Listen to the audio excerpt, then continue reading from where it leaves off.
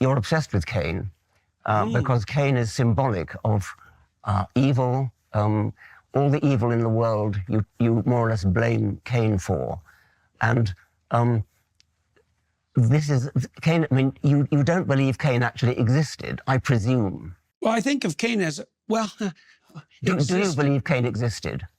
I think the pattern that Cain represents is an eternal pattern. And so yes, it's a higher level of existence. That's different. I realize that. Well, there are Cain types who exist, and there there are Cain types. But Cain himself, I mean, you give the game away where you say in your book, Cain and Abel were the first humans to be born in the natural way. Now that betrays you as it were pretending you think they really existed, because you wouldn't have said they were born in a natural way unless you were muddling up facts with symbols there. I care about facts. I mean, did they exist or did they not exist? Well, I can imagine a situation where when the story was originated, that it referred to two actual brothers. You know, Dawkins wants to know if the account of Cain and Abel is actually true.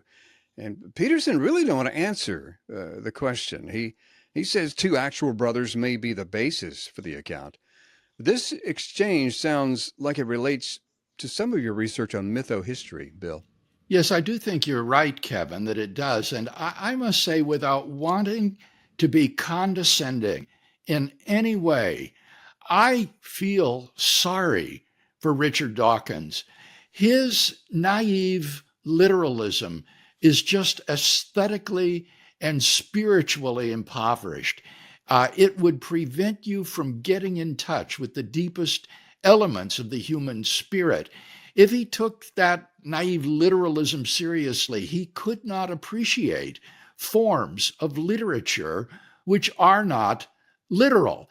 And I find it hard to believe that Richard Dawkins really sees no value, for example, in the plays and the sonnets of Shakespeare, or the literature of Dostoevsky, like Crime and Punishment, or the brothers Karamazov, which are some of the most profound and important novels ever written, even though they are fiction. Or take Aesop's Fables, for example. As a boy, reading Aesop's Fables, I learned a great deal about moral lessons that are taught in these fables.